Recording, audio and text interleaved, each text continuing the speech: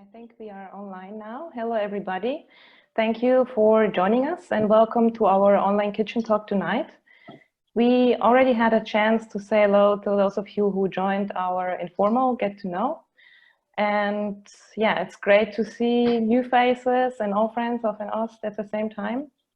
And now I want to welcome those of you who are joining us in our live stream on Facebook. Hello. And you are also very welcome to actually participate. So just post your questions and comments on Facebook and we will pick them up. The discussion will last for 1 hour and it's being recorded just for your information. And then, as usually, all registered participants are very welcome to stay with us a bit more for the second informal part. And I can tell you already now that this time we will also have a birthday celebration. So we hope that you will join us. Yeah, but this is not the only reason why this is a very special kitchen talk tonight. Tonight we have great photographers with us who will show us their photos, and we are very much looking forward to it. And this happened thanks to my colleague Stefan Günther, who is coordinating our photographers network at n-ost. And Stefan, you also wanted to add a couple of words. Yeah, I just wanted to say that I'm very happy to see so much familiar faces and also, of course, not familiar, because it's also good to have all these new people on board. And yeah, and especially that Oksana, Rafał, and Chris are here, because Rafał and Oksana, we know each other quite long. And yeah, I'm happy that you are here, and I'm very looking forward to hear the discussion. Okay, then maybe, and exactly, and Nia, of course, I forgot Nia, sorry, our host. I'm also very happy that she will moderate the whole thing. And she will introduce herself now, I think, because it's quite complicated. I know that she's a visual researcher and she is, yeah. Okay, Mia. Hello to everybody this evening from Berlin.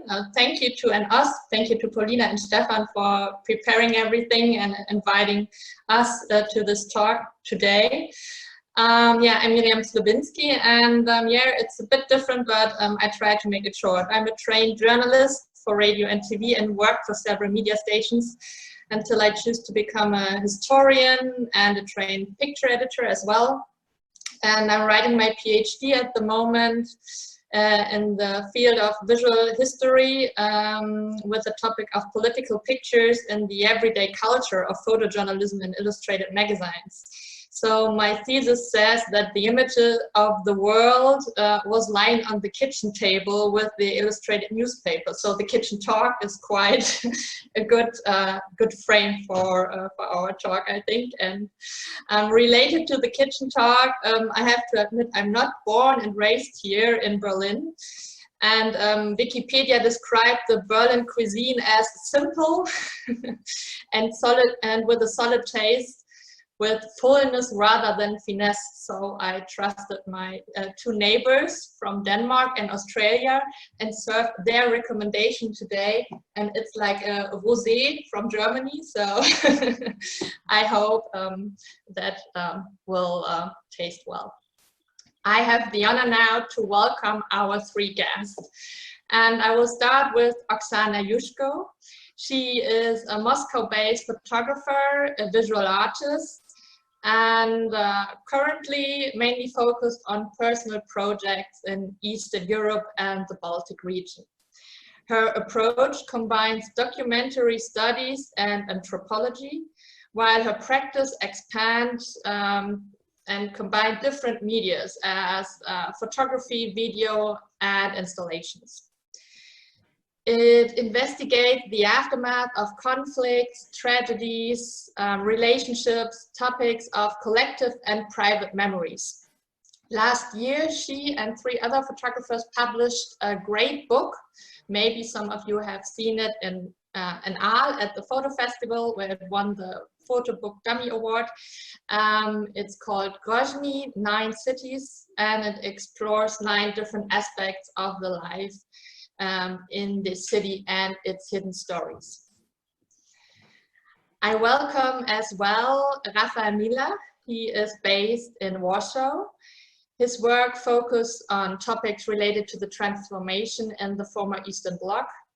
He took part long ago in the Jobswart masterclass, and his works in pictures and books have been awarded a lot, so I cannot count everything. In 2006, together with 10 other Central Eastern European photographers, he created a photo collective that is quite famous nowadays called Sputnik Photos, to document, promote, and spread knowledge. And he was, his latest finalist mentioned was at the Deutsche Börse Photography Foundation Prize in 2018. He's winner of the WordPress photo competition, and he joined at least Magnum Photos as a nominee in 2018. And I welcome Chris Collins. He's a researcher, photographer, videographer, and writer from Washington State. He spent 4 years learning multimedia storytelling while in Ukraine, where he documents social and political change and worked as a television newsroom editor. He studied political science and journalism, as well as Russian, East European, and Central Asia studies. He previously worked as a government and cultural reporter and was the recipient of a Fulbright grant to study developments in civil society, civic culture, and independent media in Ukraine until last year. Now he's in Washington, and the protests are more or less around the corner. So I'm excited to discuss with all of you and with these 3 awesome photographers our topic today. It's the photography in times of protests. And protest groups and social movements generally generate most of their attentions through the media. And their impact is therefore also dependent on media effective production. So they are super visual nowadays. And at the same time, we have thousands of photographers and photographies online, hundreds of them in the print media. So my first question to all of you 3 would be, do you feel the need to cover demonstrations nowadays? And how would you define your role into these fields? So maybe we start with Oksana and then go ahead. Okay. Hi everybody, and again, and I feel myself that I'm very much interested to cover what's going on like everywhere in the world, but mostly where I live and based. So for me, it was obvious that I'm not a political journalist and not like a political activist at all. But it's interesting that because you asked all of us, 3 of us, to choose 1 or 2 photos to represent like what is relevant to this situation nowadays. And so I looked through my archive actually, and I understood that I cover many protests and like a lot of different things during all those years. And I didn't go before 2011 when major protests in Russia, like it was a huge uprising. But since then I really like looked through my pictures. I understood that it's important for me to just at least to keep them in history, and to document and to understand my role in what's happening around me, and probably sometimes influence people also. So as I said, like every time when I go to the protest, I decide for myself if I'm a journalist or like protester or activist. And mostly I go with the journalism, but still like I go there not for the medias, mostly, like sometimes yes, but mostly just because I think I need to go. Yeah, so that's it. Thank you. Yeah, so you pointed out like the role that you are defining in front of going to a protest or a demonstration. Yeah. What's up with you, Chris? So do you feel the need to cover demonstration? You are now actually in the middle of everything. How would you define your role? Sure, yeah, I would echo what Oksana said, that there's always a question of what your role is, whether you're a journalist or whether you're a participant. And now looking at the Black Lives Matter protest and reflecting on, 6 years ago when I was covering Maidan in Ukraine and what type of role I saw for myself back then, and during Maidan, I definitely saw myself as more of a journalist. I was not Ukrainian. I was there as a foreign journalist, and I didn't have the sort of history and association with the country and the movement. Of course, I supported personally many of the goals and aspirations of the people who were protesting, but I saw my role as more of a person documenting and trying to make sense of it. Now, here in the US, I'm no longer really working as a journalist.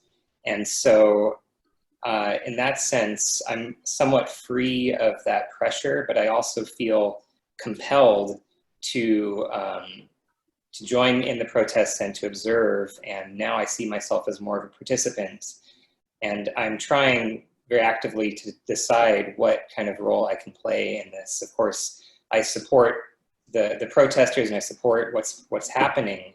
But I also have to realize that I don't come from the community that has been affected by police violence. I'm not I'm not a part of the Black community.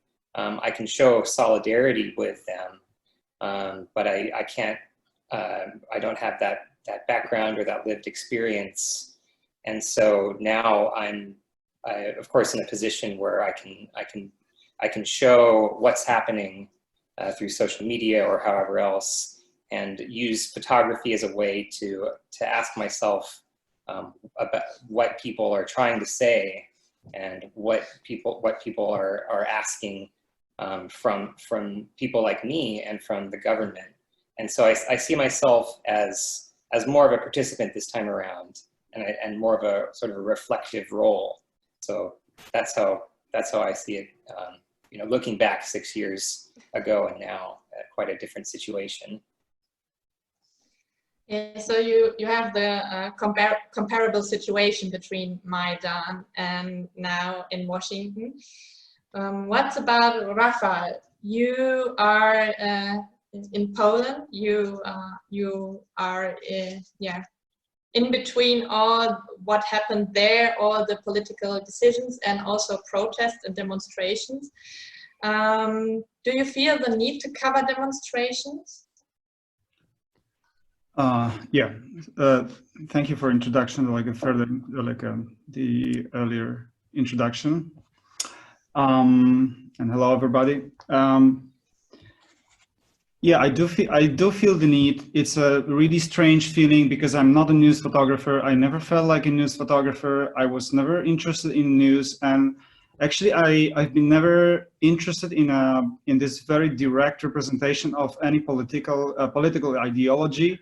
And protest photography is very much readable in such photography. So I strangely found myself in this area that I really didn't want to be as a photographer, because I can't cope with that. I mean, I tried to be a news photographer a few times and I failed. I'm a terrible news photographer, and I'm always late. I'm in the wrong spot. I'm photographing, the backs of my more experienced friends. So I'm slow. So it's a failure. But the situation in Poland actually, and I've never photographed the protest before 2016 actually, mm-hmm. And because of the political backdrop in Poland, which is the moment when the right-wing government takes over the power. It doesn't mean that the protests were not existing before, but I was not particularly interested in photographing the protests, but I somehow felt it activated me, this political change activated me as actually a protest photographer. So I don't think I am actually, I'm documenting the protests. I used to take part. I think like this space is constantly negotiated. It's not that like I've been in the beginning, like when it all started, I was more of a participant and a little bit of, and just a little bit of a photographer was there, me as a photographer. And then later on, maybe, you know, these proportions have been changing. So it's different, but I'm going to speak about it later, you know, what are my thoughts about my position as a photographer, as a citizen, as a photographer, as an activist. I'm not an activist. I don't have the strength of the activists. So if there are any activists here, like, I thank you for, you know, doing it on a daily basis, because, you know, I'm kind of a Sunday activist. And I do photograph the protests. I try to document it, but I perceive it as a kind of civic responsibility rather than photographer's responsibility. And I'm also aware that an incredible amount of protest pictures is being produced these days. So I try not to compete with it, and that kind of relieves me because I'm not involved in any sort of institution or magazine, newspaper. So I'm not photographing that for any assignment. So, you know, it's like a kind of a strange position of myself as a photographer, not being a news photographer, you know, and being a citizen as well over there, and like kind of manifesting my position as well with covering the like the protests, mostly in Poland. Yeah, I find it very interesting because it's all like you all have it in common, that you're a lot reflecting on your position, on your tool, like on the photography as a media that's not directly like the direct shots of a news covering. All of you three are working in between, and I would love to see the pictures of Chris at first, to see what he has chosen for us, because everyone has chosen 2 pictures in front of this talk that we can show. And so I think maybe Chris can start with his 2 pictures, and why did you choose these 2? Sure. Okay. All right, so this is a photo that I took right after there's the big massacre on Maidan back in February 2014. I thought a lot about what photo I wanted to choose to present here, and you know, this isn't necessarily my favorite photo that I took from Maidan. It's not I don't think it's the best. It's not, from a composition standpoint or from a technical standpoint, the best photo I took. But I looked back through my photos from Maidan, and you know, I was trying to see, you know, I saw this young photographer that was trying to figure out what was going on and trying to learn how to express the sort of language of protest. And I read an essay earlier this week by John Edwin Mason, who was writing about the Black Lives Matter protests and writing about representation and storytelling, and what kinds of stories are being told through protest photography. And typically we tend to focus, at least newspapers and many of the media organizations, focus on the most interesting or exciting violent protest images. So you have like these pictures of flames going and people, violence, and it's been something that has permeated our media, I think, during the Black Lives Matter protest, and it also did during Euromaidan. And it's something that I photographed quite a bit, was the violence and the spectacle. You know, Maidan was this visual spectacle that I don't think we may ever see again, you know, where you have tires burning and people dressed in all kinds of symbols everywhere. And it was a really unique, visually stimulating protest. But I wanted to reflect more on the people who were involved in the protest and this idea of claiming space. During my Maidan research last year as a Fulbright recipient, I researched this idea of protest as a means of claiming space, a space for civic dialogue, a space for political dialogue, and a space just for basic dignity. And I think that's what Maidan really represented. And the reason they call it the revolution of dignity now is because people were on Maidan trying to demand basic dignity, you know, freedom of speech, the rule of law, and so on. And I think this photo in particular always struck me because it's the aftermath of this very bloody period when Ukrainians were able to claim that space and to use that as a symbol of the protest itself. And I think this woman, you can tell she's exhausted. She's been up all night. This is early in the morning. She's helping to clean up. You can see the people in the background also cleaning up and really using this as a space for reflection. And so that's one reason that I chose this photo instead of some of the more, you know, of the spectacle and the violence and so on. How important is it for you to have time to go through the picture, through the material? Is this like, do you have to be involved, like being actually on spot and then going through the material, or like you said, you're now looking in another way through it, like the time in between? Does the picture need to be a bit older or to be seen several times for you?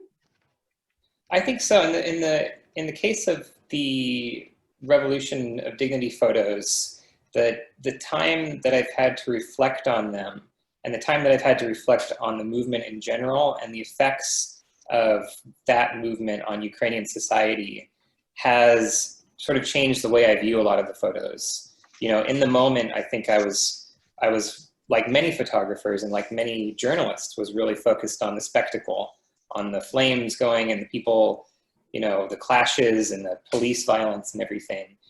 And it took me a little bit longer to reflect on why were people on Maidan? Who were these people? You know, what were their backgrounds? And I think it's a question, and in this essay, I'll drop the link in the chat. I think it's a really interesting essay. We don't often ask the question of who are these people and why are they there? What is their background? What is their history? We see them kind of only in the moment and in this, representing the protest itself and representing sort of the violence or the action rather than the motivations and history of the individual behind it. And so I think in this photo, I'm always struck by the look of the woman's face, and I just wonder what she's thinking. I wonder, you know, after that long night, after that horrific violence, she's taking a break from cleaning up and just wondering what she's reflecting on. Yeah, I understand, like the woman and like her look and all her behavior.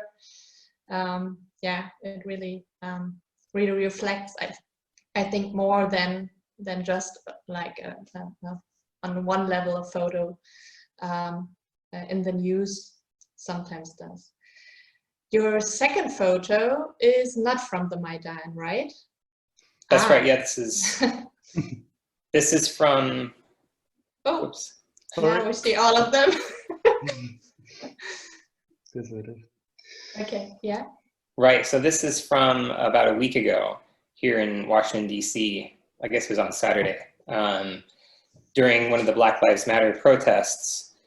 And this one, again, I chose it because I think that, like the Maidan photo, it is a question of claiming space. In this particular instance, this is right outside the White House, where police pretty violently cleared a bunch of protesters so that Trump could take a photo in front of a church. And afterward, the mayor, in somewhat of a controversial move, not for specific reasons about what her intentions were, added these street signs in front of the White House, the Black Lives Matter Plaza. And some people have criticized her because it's just a symbolic move and she's not really interested in actual reform. But it's also become, I think people are using it as a symbol, like this man is doing. And there's actually a line of people waiting to take a photo in front of it. And I think that for me, it's just really interesting, instead of looking at the protest as a conflict between police and protesters, which it is, it's also a question of claiming space. You know, in this case, the streets, claiming them for the dignity of the protesters and for the sort of like this people's individual safety and freedom. And I think that this image makes me reflect on that and think about this man and what his background is, you know, what his lived experience is and why he chose this protest and why this is so meaningful for him to be able to stand here and claim this space for himself and for his community. And so that's why I chose that photo, because I am really interested in this idea of claiming space.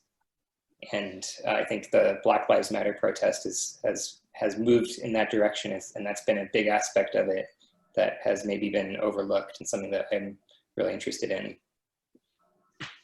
Yeah, they're like at the same time, like the man in your last photo is also from like with the raised arm and the fist, had this typical body language of the protest now at the moment.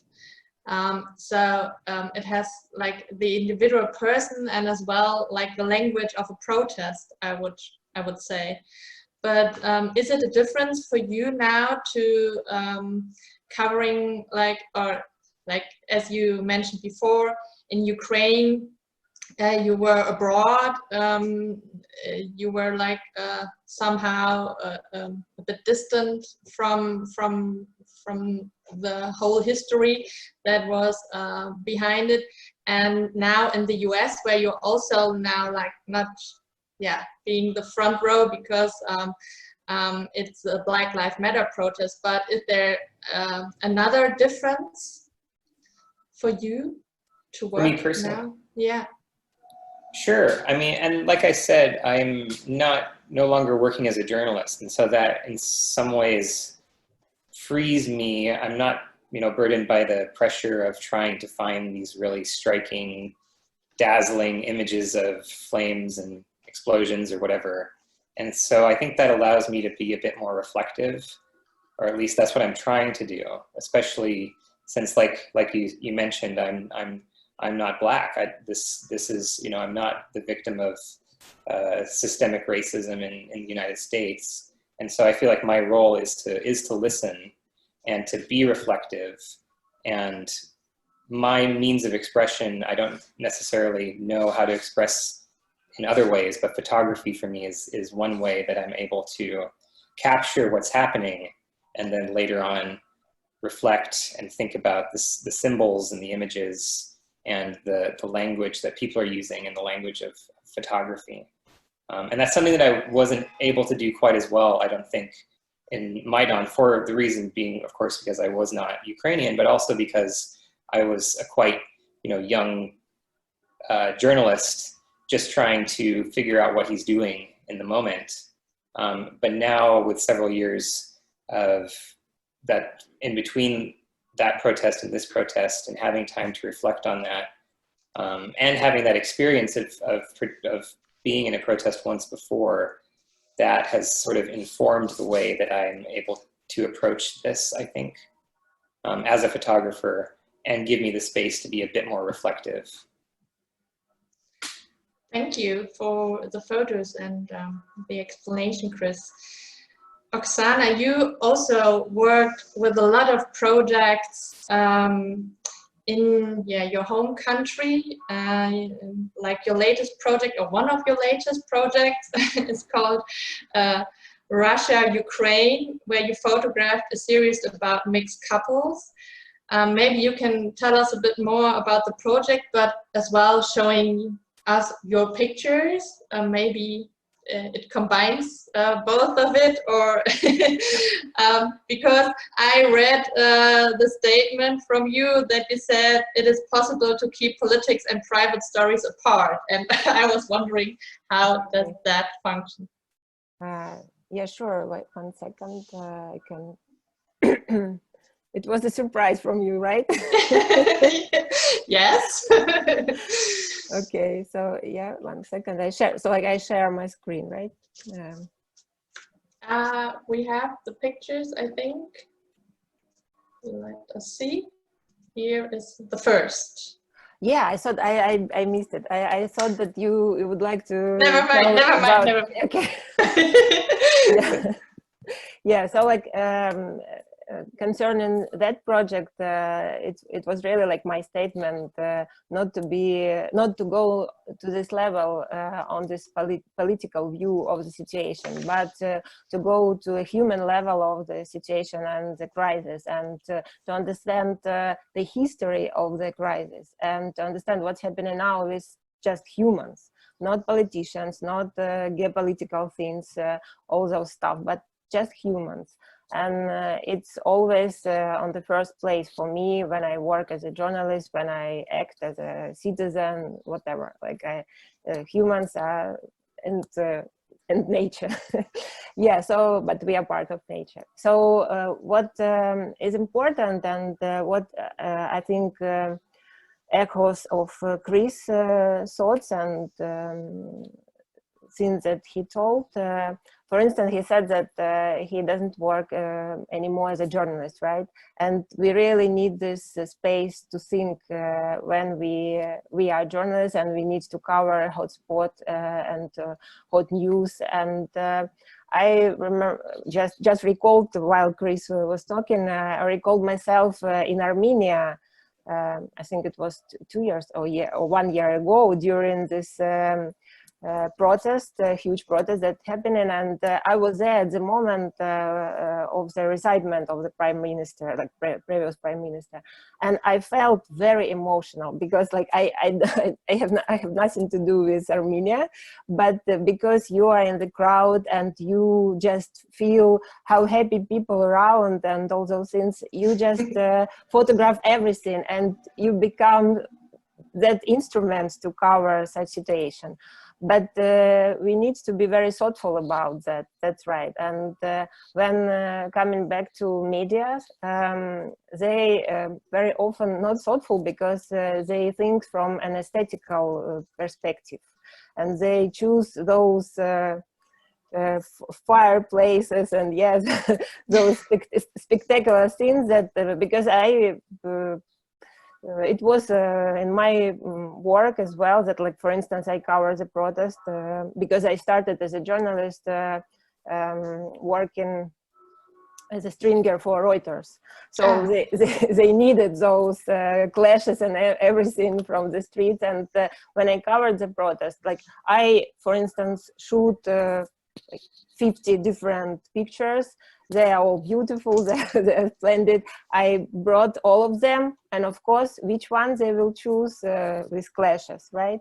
And which one will go to the cover of the newspapers with clashes.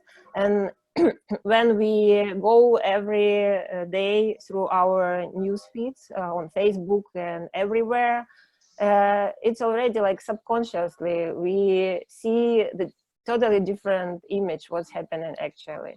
And exactly because of that, and the same as Chris, first image that I chose, it was also a very difficult choice. It's from a very local conflict. It's inside Russia. There were protests between two neighboring regions, Chechnya and Ingushetia. And because, of course, I worked a lot in the Caucasus, that part of our country became very close to my heart. And when it happened there, I was there as well. And actually, there were more than 10,000 protesters at that meeting. But and there were clashes, there were guns because it's the Caucasus. But I choose this picture. Would you show this or please? Can you show the picture now or? Was this picture that you choose? Was it shown in the media? No, but you see it because I don't see the picture. Can you share it? I think Stefan shares it in a second. Okay. I shared it already. Wait. No. Oh wait, it's no. Now. Oh, okay. Sorry. Yes. No, not this one. Previous. Mm-hmm. The other one. So you took the picture with knowing that it would not be printed anywhere. It was your personal approach to cover it was my personal approach because, as you see, they are Muslims and it's kind of a small community. There were thousands of them, but they know each other because they are from clans. And of course, there are lots of mentality in every picture that I take there. And so in this picture, there were a protest in the middle of Magas. I didn't mention, so the protest was because of the situation with the border. So it was a deal behind the closed doors because between both governors, Ramzan Kadyrov from Chechnya and the president of Ingushetia. So like just ordinary people were so confused about that, how, because the land for them, it's just the most important thing. They don't go travel anywhere, but they will fight for the land and they build a house on their land. So it's really important. So yeah, and this picture shows just because, as I said, they are Muslims, they start prayer, the usual prayer during a protest because they could. And all those policemen around who guard the protest just came at the same place to pray, so they pray all together. And for me, it's the sin. So the society at that point wasn't divided. And yes. As a journalist, we shouldn't and we couldn't and we shouldn't do this. We should be very thoughtful about how we cover the protest, and not only the protest, like how we take every picture. So, and it's important and interesting point about this picture as well, that this particular policeman wasn't against the picture. So he saw me covering, shooting, and it was okay. But the journalist who worked with me, she just took several pictures on her phone just to remember what's going on for the article, yeah, to make sense of the situation. And so she took a picture of the other policeman who was there. And he immediately started to shout at her, and even it was finished, he even took out his gun of the pocket. So yeah, and it was a very like sparkling situation. And covering the protest, we also should think about these sparkling situations because you never know. Like today, it's a peaceful protest, and in a minute it would be clashes and so on. I find it very interesting the point that you made, that it like the fragment character of photography. Like you have one picture that can show something totally different to another when the situation is changing, as well as like the entrance to a situation and the acceptance of the crowd. Our time is running, Oksana, so maybe just a brief, a Okay, short sentence to the second photo before we come to Rafał and his pictures. About this picture, I like very much that I photographed actually the artist who initiated a silent protest. It calls this kind of performance, and it's a dialogue with ordinary people while she have a ride in the underground every day.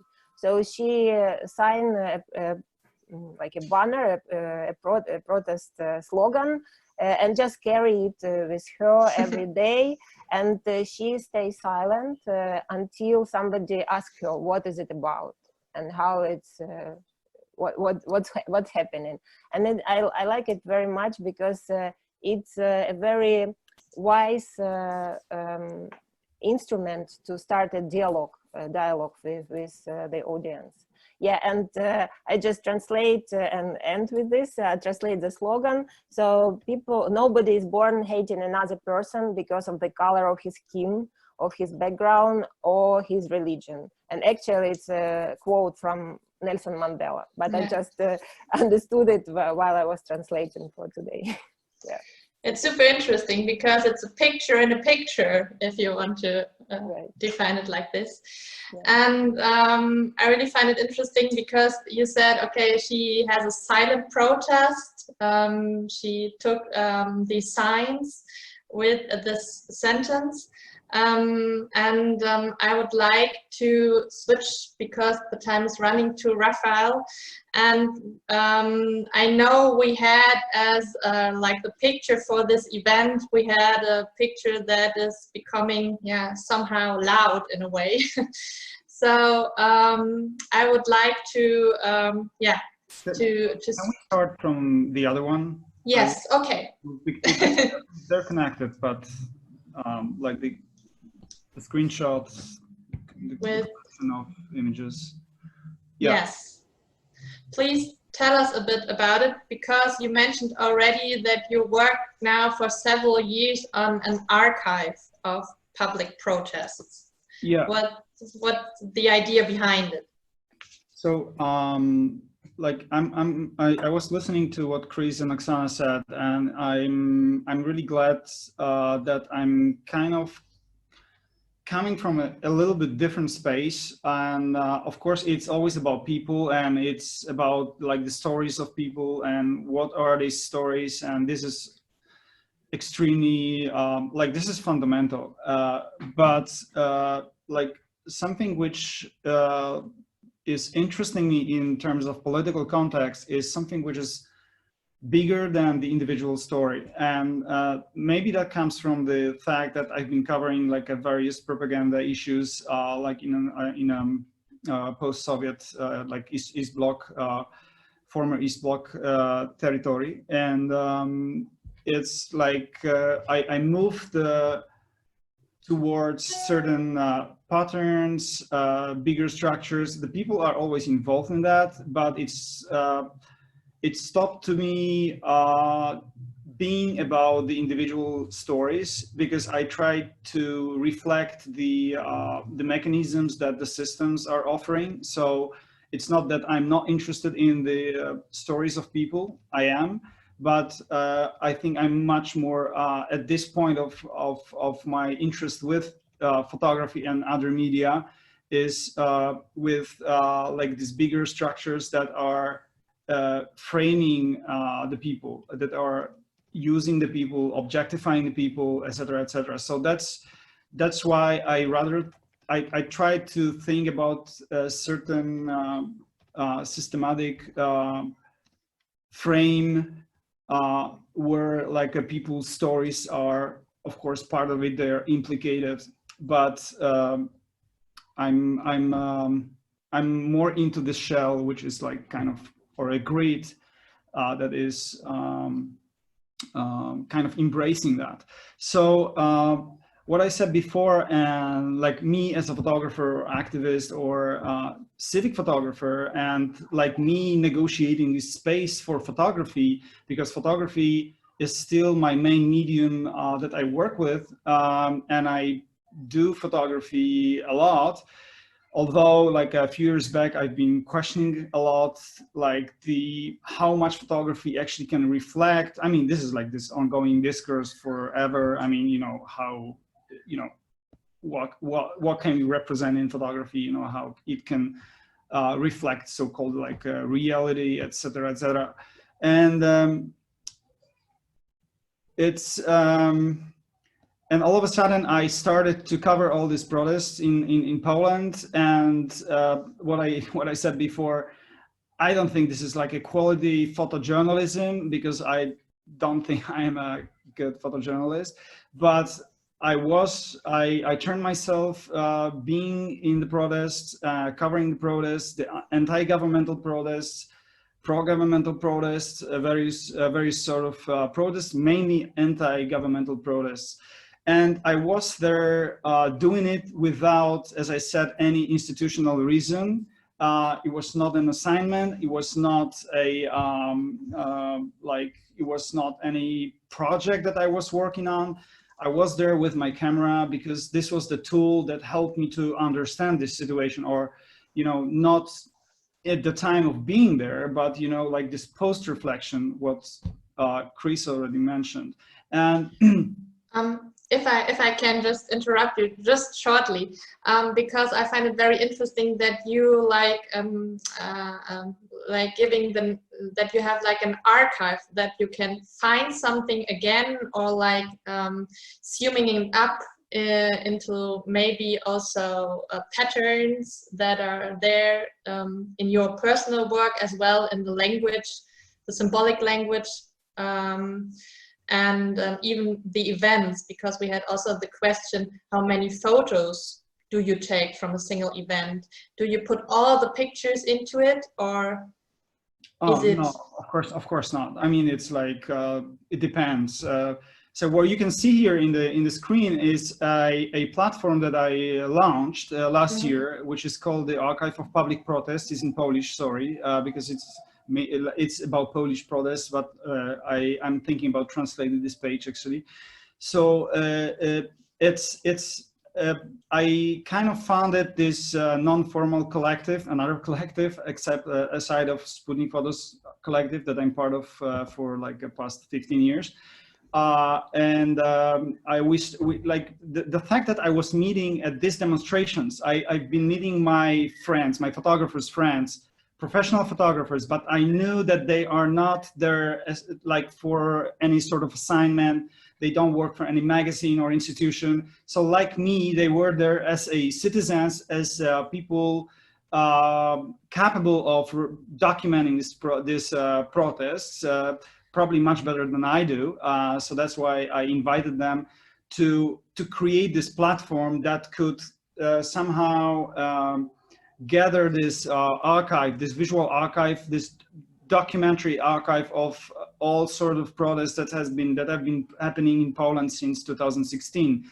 So it's like an open archive, growing archive. It's in like 6 photographers now are creating it, but like next photographers are joining. So it's like a growing collection.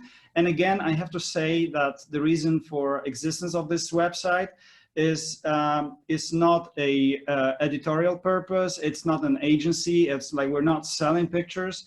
It's been done for like academic research, artistic interpretation, any sort of research that you can do within this archive. So you have this resource to work with. So this, like the pictures here, of course, they're capturing certain moment in time.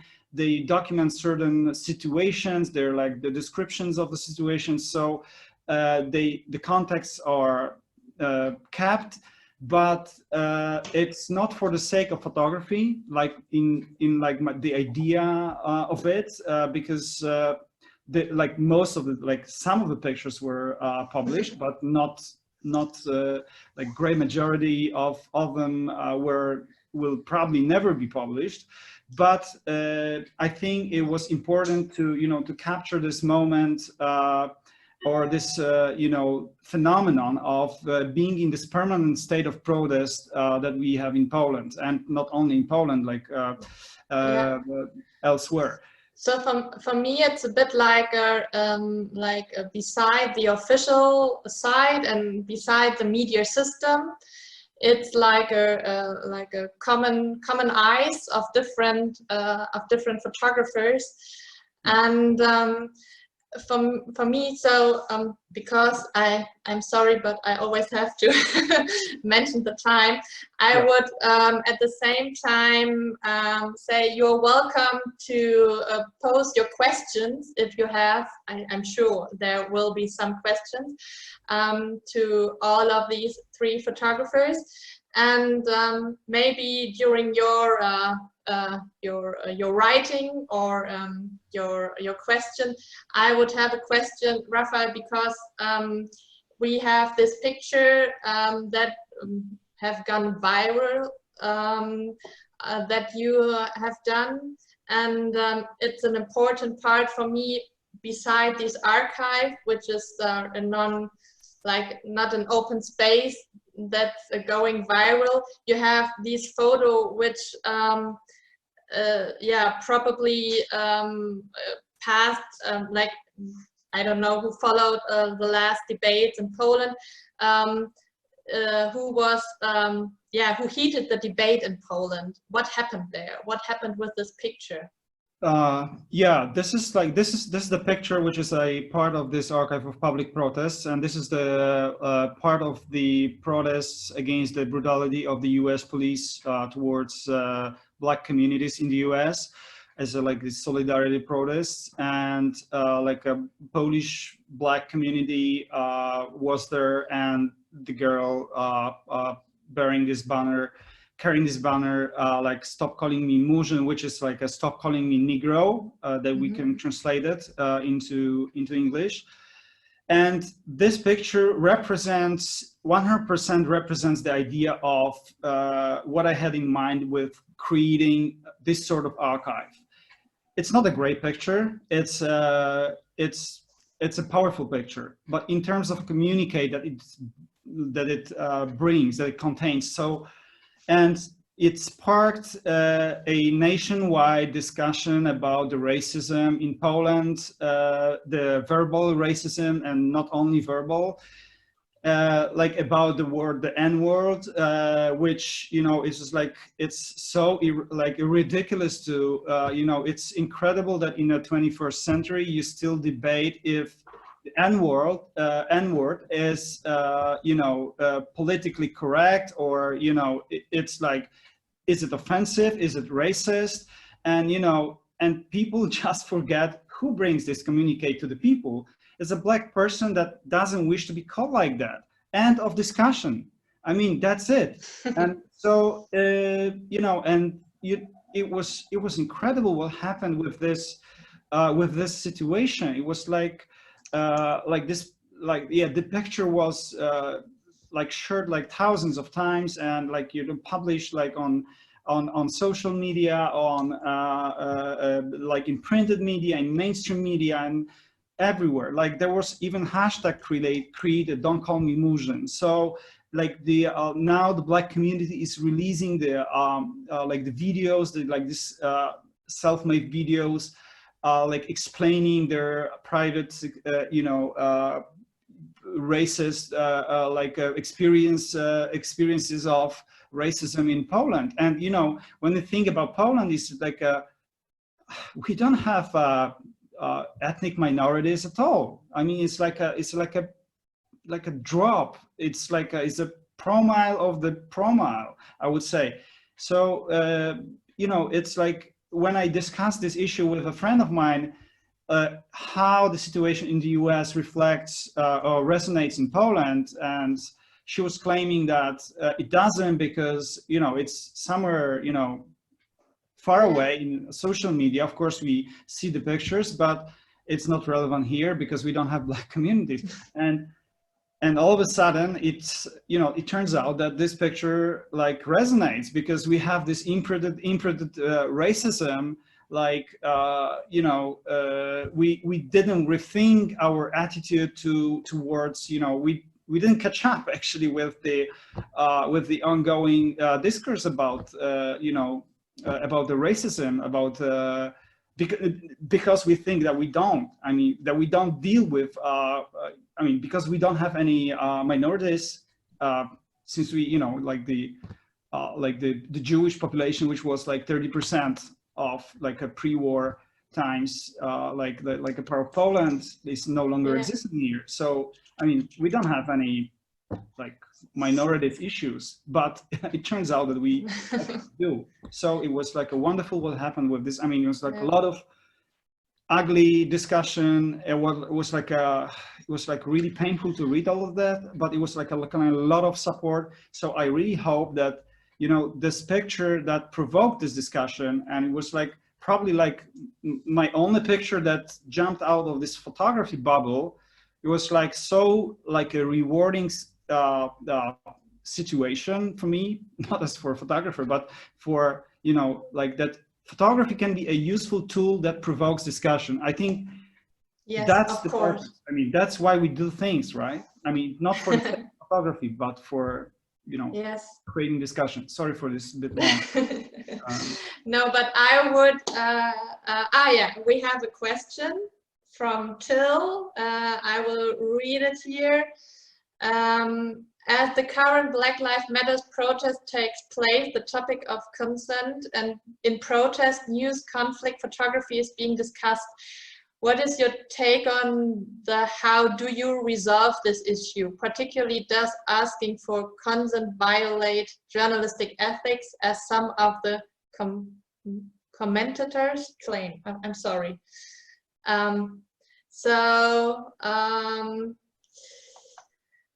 The current Black Lives Matter protest, does this question goes to Chris or to Antonia wants to ask the same, so maybe this is something. To me, this question was basically to whoever. I think it doesn't matter who answers it. It's an open one. Sure, I can let my colleagues chime in, but I think from a journalistic perspective, it's always a bit tricky when it comes to getting consent. Particularly, I think with protests, journalists tend to treat them as these sort of public events, especially when people are showing up and many want to be seen. But it can be tricky when you're dealing with marginalized communities or in places where people are not as willing to speak up or be public. So it is a difficult line to tread, I think, especially in journalism. But I'll let my colleagues chime in on their experiences in their countries. I mean, is the question about like if what about the identifying the protesters, right? Or what is? I'm not sure if I properly understood this question, or I think it was very similar to that. Protesters. Right? Yes, it was. Yeah. Yeah.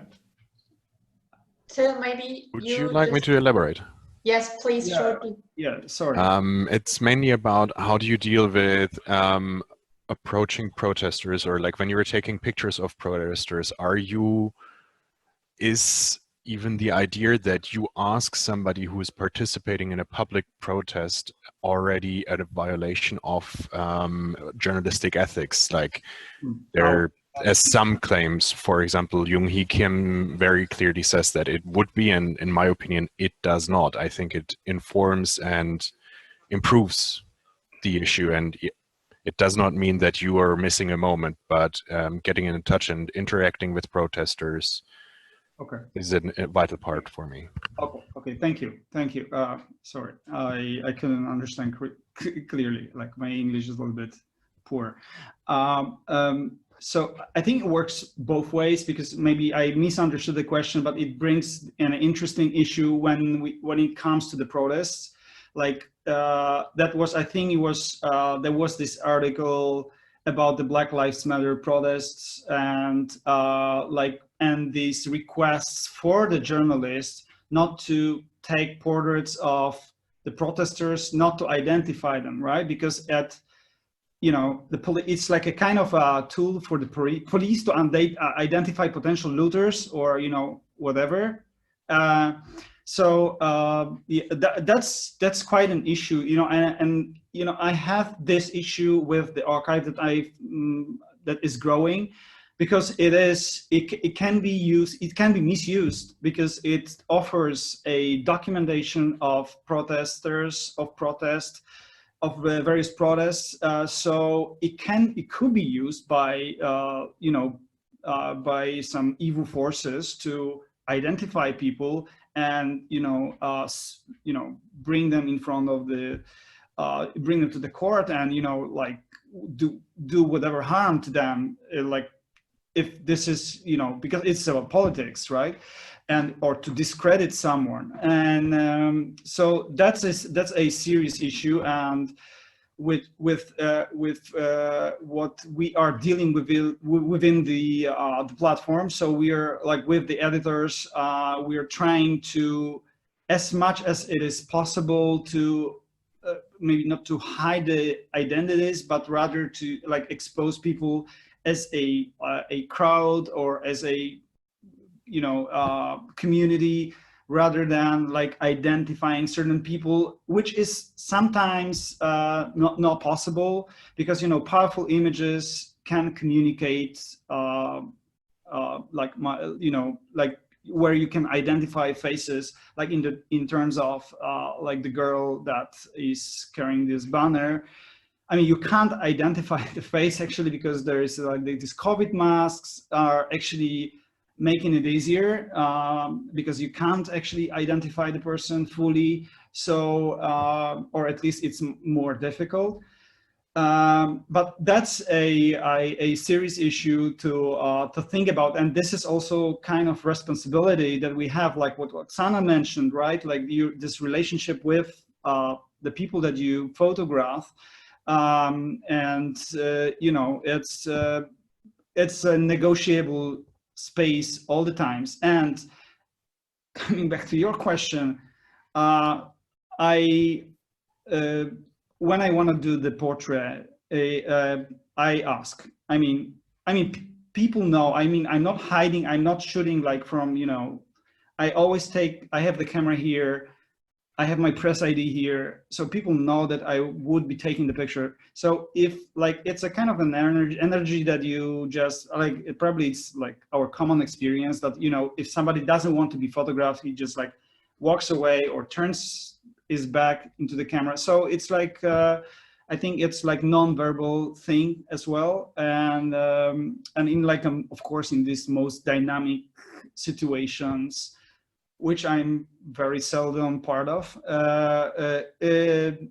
of course I don't. I mean, it's like I try to capture and reflect. I mean, so it's in my case that's like that. But I think like that partially works. It's like kind of a collective experience as well.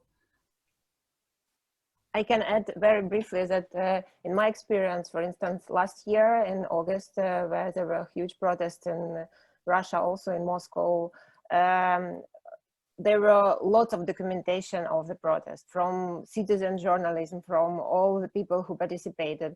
And I know that they were used by police later to identify the persons and to bring them to jail. So that's the first answer. The answer how we should deal with that, I don't know. There is no one answer. And the other answer, it's about concerning protest and concerning conflict photography. For instance, working in Chechnya, I never cover protest or like people when they don't know, or they, for instance, push to be in the meeting, and I take pictures.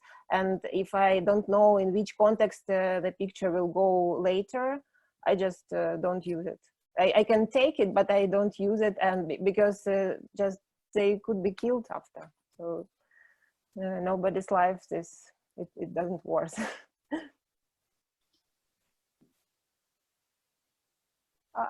We don't hear you, Mia. You're muted, Mia.